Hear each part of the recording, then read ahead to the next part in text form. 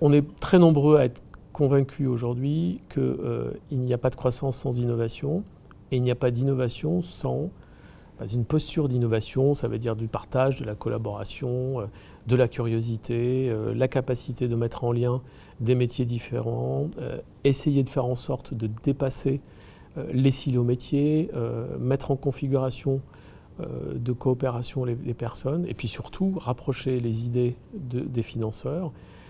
Essayer de faire en sorte aussi de créer des passerelles entre les générations, créer des passerelles entre les financiers, les gens qui travaillent à la promotion de notre innovation française.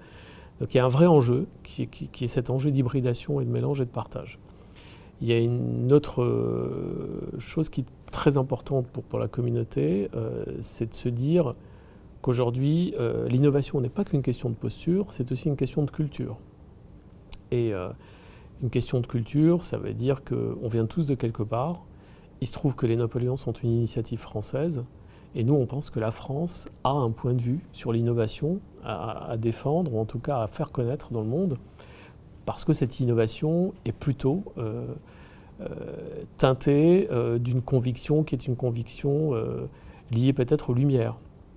Et ça, on y tient. On aime bien cette idée.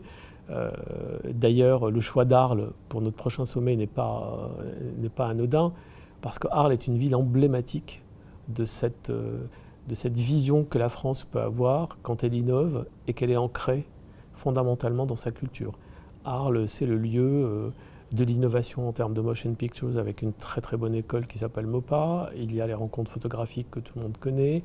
Il y a un patrimoine qui est géré avec une vision de la modernité. C'est un patrimoine qui est tout le temps de son temps, tellement il est présent et en même temps assez inspirant. L'innovation sur ces aspects-là, elle passe par exemple par les efforts que fait la ville pour accueillir les gens qui la visitent. C'est une ville qui réfléchit aussi à sa connexion globalement. Donc il y a encore beaucoup de travail, mais c'est très intéressant. L'enjeu des Napoléons, c'est un enjeu qui est donc de pouvoir proposer un programme relationnel nativement hybride. Quand on dit hybride, ça veut dire physique et numérique, parce que pour nous, l'un ne va pas sans l'autre. Aujourd'hui, nos vies sont faites de ces deux éléments, et on ne peut pas dissocier ces deux éléments. Et donc physique et numérique, ça veut dire tout simplement qu'au-delà du fait que cette communauté existe sur les réseaux sociaux et sur la plateforme digitale, cette communauté interagit aussi à travers les meet-up, comme on dit dans le monde anglo-saxon, à travers les sommets que nous organisons tous les ans à Val d'Isère en janvier et à Arles en juillet. Ça, c'est notre finalité. La communauté qui est la nôtre, elle est très simple à définir. C'est tous les acteurs de l'innovation dans les industries des communications.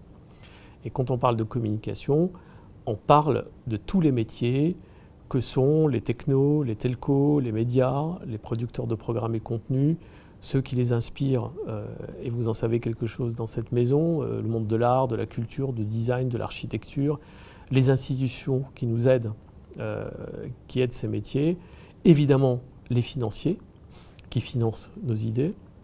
Donc c'est toute cette communauté. Et pourquoi cette communauté élargie ?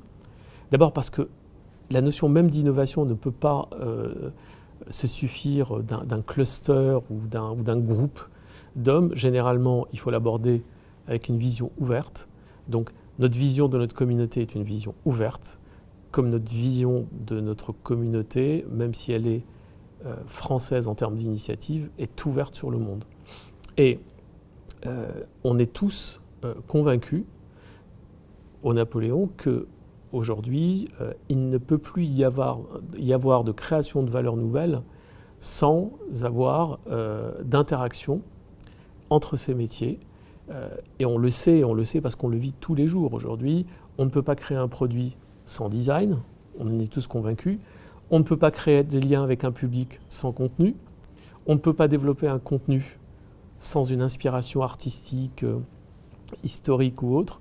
On ne peut pas vendre un travail ou une innovation ou une initiative sans les financements. Donc tout ça, on en est tous convaincus, à part que dans la vraie vie, ces choses-là se font de manière un peu trop lente et insuffisante, et pas du tout de manière naturelle. Donc la vocation des Napoléons, ceux qui rejoignent la communauté, c'est justement parce qu'ils sont convaincus d'essayer d'accompagner ce mouvement qu'on a tous envie de voir se développer très vite, qui est ce mouvement d'innovation dans nos métiers.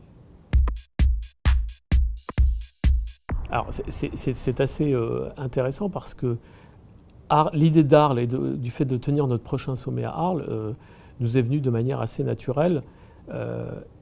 Et typiquement, le modèle d'Arles, éditorialement, va être un peu différent par rapport à celui de Val d'Isère que pour ceux qui étaient là en janvier dernier, puisque Val d'Isère, c'était global, c'était très business aussi.